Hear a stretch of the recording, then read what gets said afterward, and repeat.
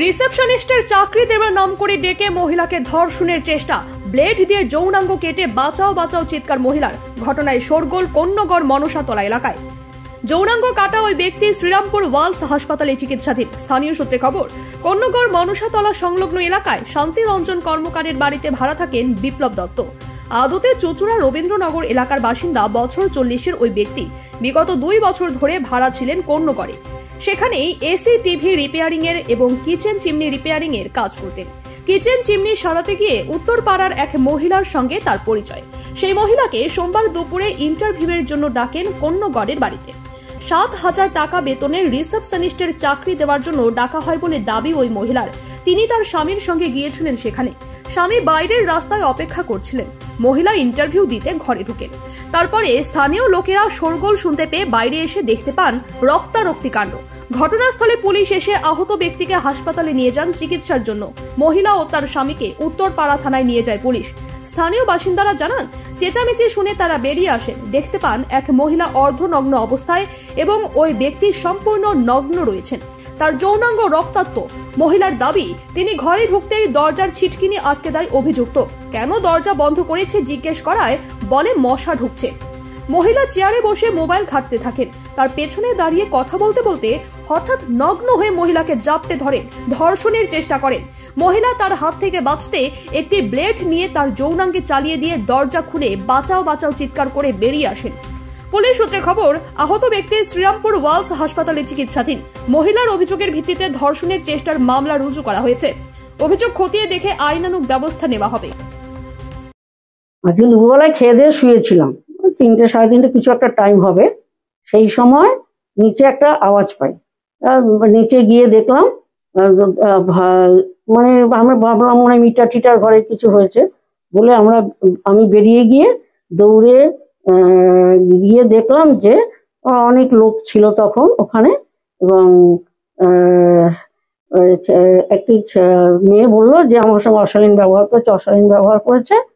এবং তখন ছেলেটিও বলল যে আমাকে একটু হসপিটালে পাঠাতে হবে। এই পর্যন্ত জানি। আমি পুলিশ ডেকে হসপিটালে ছেলেটাকে নিয়ে যেতে বললাম হসপিটালে, আর মেয়েটিকে পুলিশ নিয়ে চলে গেল। ছেলেটি কি আপনার মেয়েটির সঙ্গে মেয়েটির হাজবেন্ড ছিলেন। আচ্ছা, মেয়েটির সঙ্গে মেয়েটির হাজবেন্ডও ছিল। মেয়েটি কি মূলত কি করতে এসেছিল? মেয়েটি ইন্টারভিউ দিতে এসেছিল।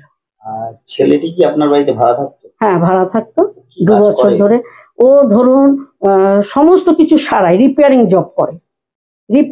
ওর ঘরে প্রচুর রিপেয়ারিং জব দেখেছি। এবং কিছুদিন আগে আমরা উঠে যেতে বলেছিলাম এই মাসে, সেই জন্য ওরা প্রায় 2 ভ্যান রিপেয়ারিং জিনিস বিক্রি করেছে কেজি দরে। আচ্ছা, মানে ছেলেটিকে তো শোনা যাচ্ছে নাকি তার গোপনাঙ্গ কেটে দেওয়া হয়েছে। আমি দেখিনি। কি শুনলেন? কি আমরা দেখিনি। ছেলেটি বলেছে আমাকে হসপিটালে পাঠান, আমার হসপিটালে পাঠিয়ে দিয়েছে। এই পর্যন্ত। কিরকম সময় ঘটে ঘটনাটা? 3টে সাড়ে 3টে কিছু হবে। হয়তো খেয়ে উঠে শুয়েছিলাম, আর কিছুই না। ছেলেটির বাড়ি কোথায়? চুচুড়া। কি নাম? রবীন্দ্রনগর। বিপ্লব দত্ত। এখানে কতদিন ভাড়া আছে? 2 বছর। আর এই মাসে উঠে যাবার কথা, কিন্তু না উঠে ও মার্চ মাস পর্যন্ত থাকতে চেয়েছে। মেয়েটিকে চেনেন? না না না না। কোথা থেকে এসছে? না না না, ওর হাজবেন্ড ছিল কিন্তু সঙ্গে। হঠাৎ এরকম ঘটনা? হ্যাঁ, হাজবেন্ড সঙ্গে ছিল। গেটে তালা দিয়েছিল, হাজবেন্ড বাইরে ছিল। বেরিয়েছিলাম, চিল্লামিল্লি শুনে বেরিয়ে শুনলাম যে এরকম মেয়েটাকে নাকি জোর জবরদস্তি করতে গেছে, এরকম ব্যাপার হয়েছে। তা মেয়েটা নাকি ব্লেড মেরেছে ছেলেটাকে। কোথায় মেরেছে? ঘরের মধ্যেই। মানে ছেলেটাকে কোথায় মেরেছে?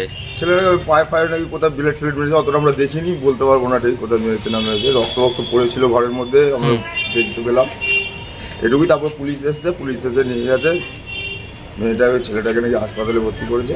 মানে ছেলেটি এখানে কি করতো, কি কাজ করতো? কি একটা অফিস ছিল কিছু একটা শুনেছিলাম, এইটুকুই। এর থেকে বেশি কিছু আমরা জানি না। মানে মেয়েটি কি একাই এসেছিল দেখেছিল? না, ওনার স্বামী ছিল। হ্যাঁ, স্বামী নাকি বাইরে দাঁড়িয়ে ছিল। তো মেয়ে ছেলেটা ঘরের ভেতরে ছিল। এইটুকুই। মানে এই ঘটনার পরে কি আপনারা তো এলাকার মানুষ আতঙ্কিত, এরকম একটা ঘটনা ঘটে গেল? হ্যাঁ, একটু পাড়ার মধ্যে এরকম একটা জিনিস হলো, সবাই কেউ ভাবতেই পারেনি যে পাড়ার মধ্যে এরকম একটা জিনিস ঘটবে। কটা নাগাদ হলো ঘটনাটা? শুনেছি না ওনাদের নাকি 3টে সাড়ে 3টের পরে এরকম হয়েছে। আমরাও বেরিয়েছি অনেক পরে, তখন সব নিয়ে চলে গেছে পুলিশে।